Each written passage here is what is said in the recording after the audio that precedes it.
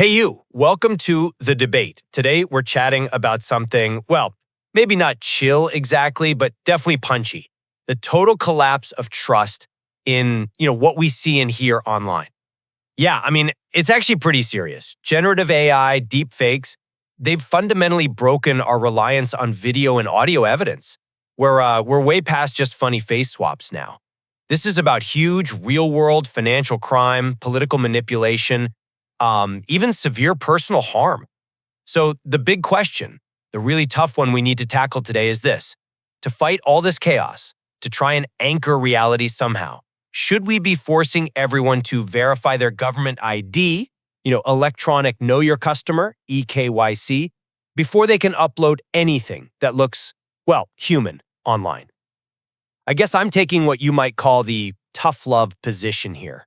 I think strong mandatory identification, it's necessary. It feels like the only really practical way to bring back some accountability and, frankly, stop catastrophic financial damage before the whole digital economy just spins out of control.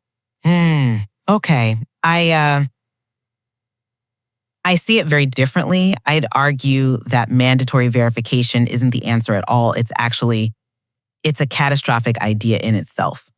It's technically flawed, it's socially really exclusive, and it's dangerously invasive when it comes to personal freedom. If you go down this road, you're not actually solving the fraud problem effectively. You're actively building a surveillance state and creating what I'd honestly call digital apartheid. Look, I get the focus on freedom and privacy. I really do. But we have to be realistic about the threat level right now. The financial losses, they're not some abstract thing.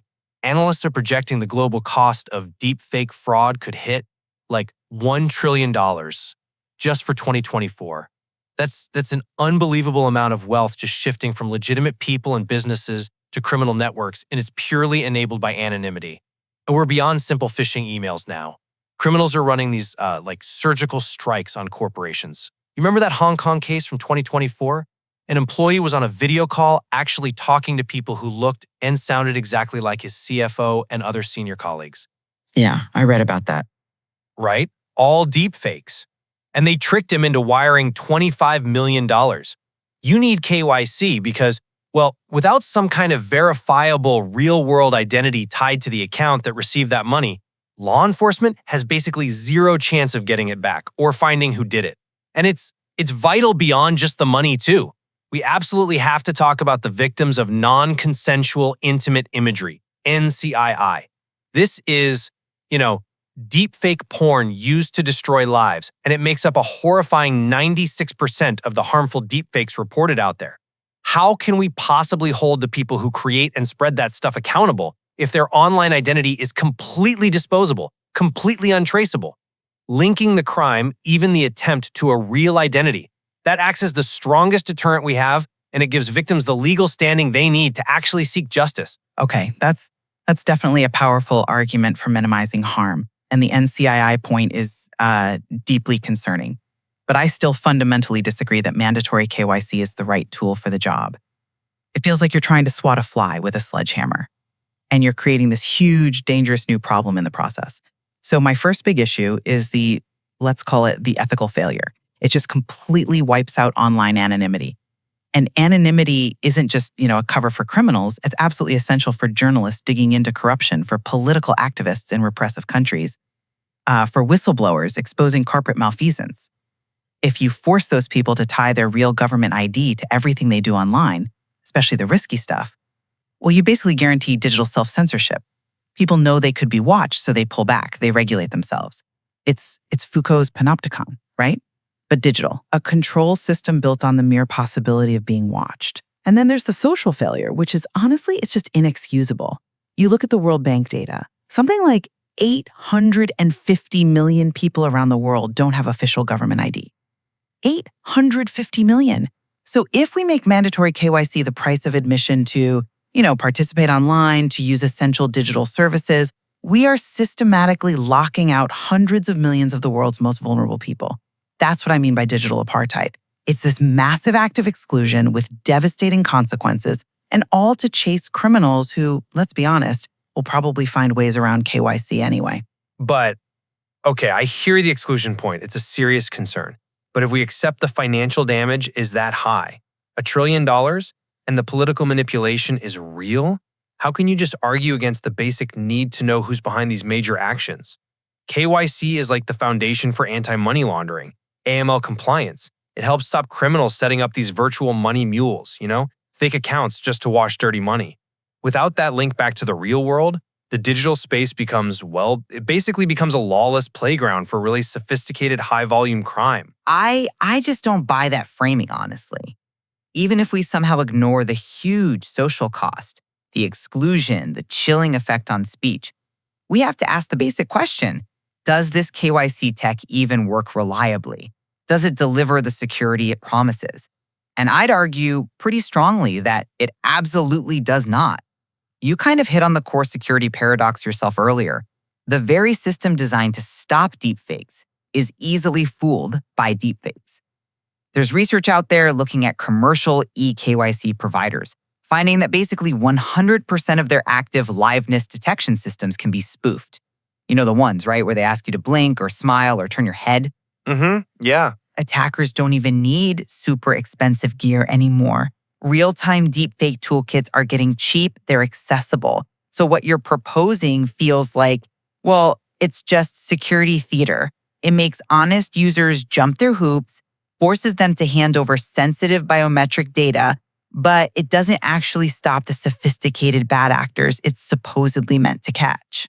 Okay, that's a fair challenge on the current state of the tech. I'll give you that. And yeah, maybe the really sophisticated state-level players or the big organized crime groups running fraud as a service, maybe they can bypass current systems. But I'd frame the overall impact a bit differently. Mandating verification, even if it's imperfect, it significantly raises the bar. It increases the cost, the effort, the complexity for your average criminal, for the sort of low-level scammers, and frankly, they still make up the bulk of the daily threats most people face. So it acts as a kind of necessary honest person filter, right? But maybe even more importantly, and this is where I think verification is still crucial, it provides the legal basis for taking action later.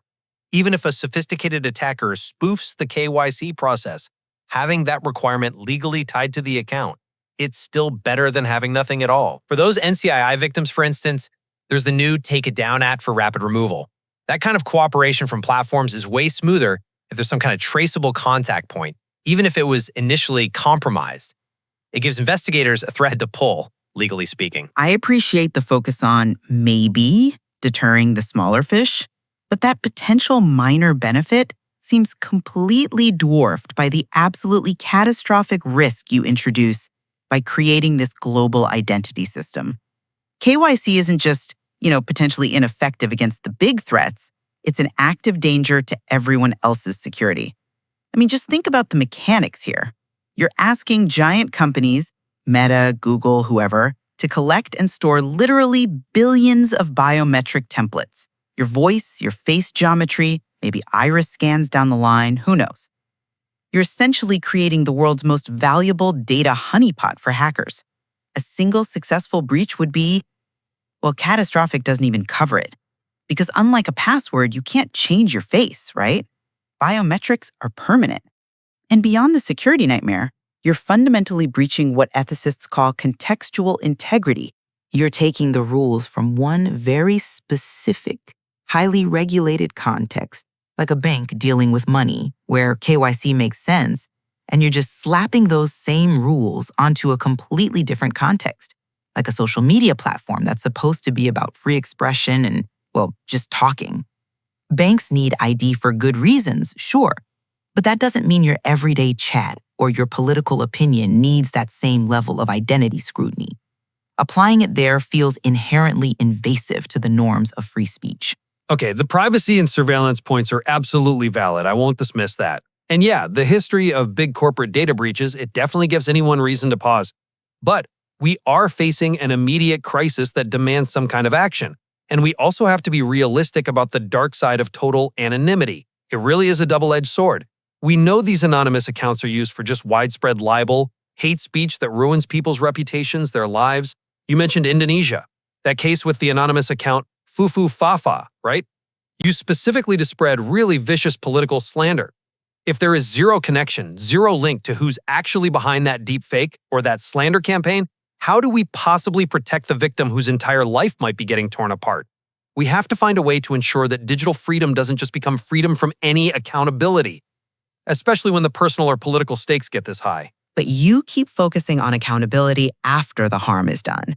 You're overlooking the massive chilling effect this creates before anything even happens, especially with what I called the verification trap. Just picture this. An activist somewhere in a repressive country is documenting serious human rights abuses.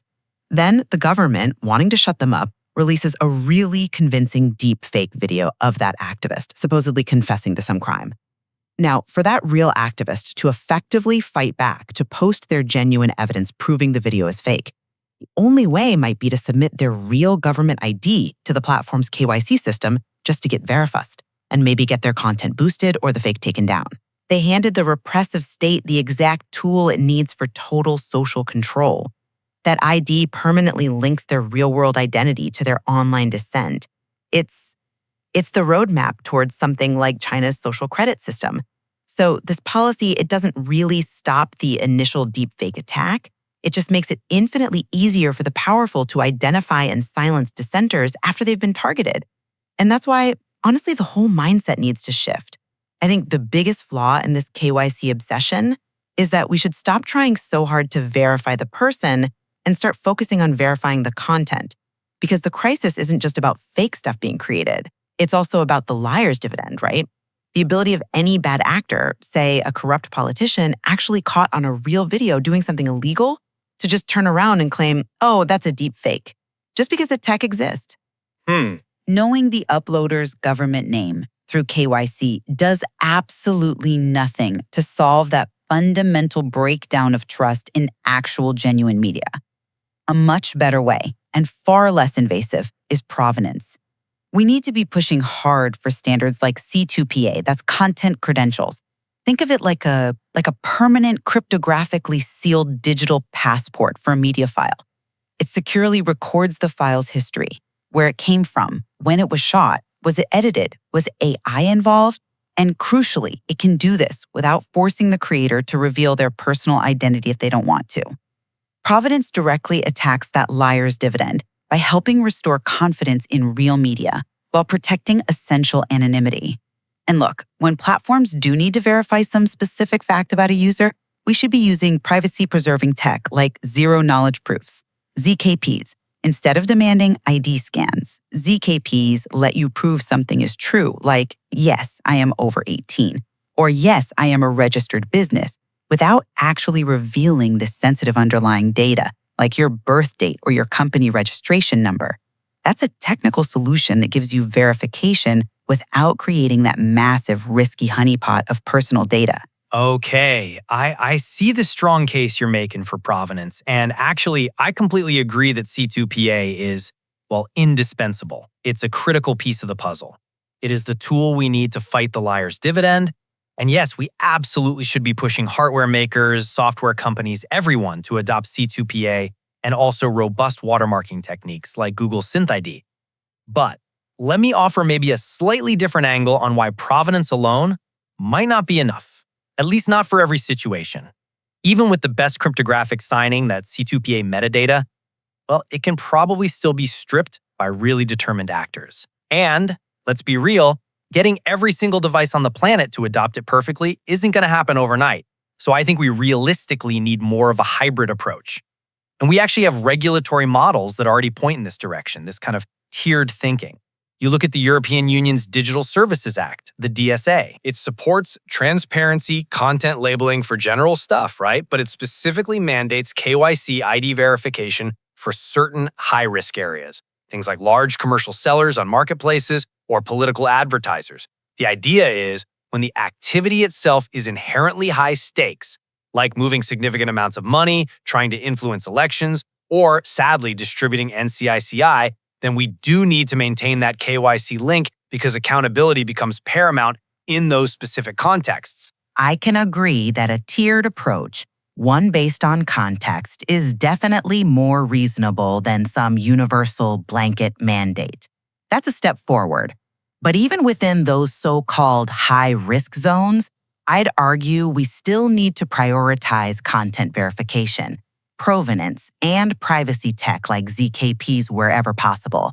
If we start saying, okay, all political speech needs ID, or all online selling needs ID, we've effectively given up on the core principles of open, potentially anonymous discourse that the internet was at least partly built on. My fear is that KYC, even when targeted, remains technically fragile, too easy to spoof by those who matter most, and ethically dangerous, always carrying that risk of exclusion and silencing vulnerable voices. The focus, the burden, really needs to shift towards fixing the infrastructure, towards provenance and privacy tech first. And I'd maintain that a proportional framework is the key. We absolutely have to embrace transparency, push for provenance across the board, but we cannot just discard the anchor of identity verification completely, especially where the risk of immediate, severe harm is highest, in finance, in election integrity, and definitely in combating truly devastating content like NCII. The line has to be drawn carefully, based on the specific nature of the activity, not slapped universally onto all speech. But equally, we can't universally discard ID checks where accountability is maybe the only shield victims really have. It really lays bare that this whole struggle, it isn't just about technology, is it? It's fundamentally a political fight, maybe even philosophical, over who gets to be the gatekeeper of reality online. Is it going to be governments, the giant tech platforms? Or can we build more decentralized systems that focus on both trust and the public good? Wrapping up today's The Debate, hope you got some new insights on this whole KYC dilemma. It's definitely a tricky one. See you soon. Keep curious.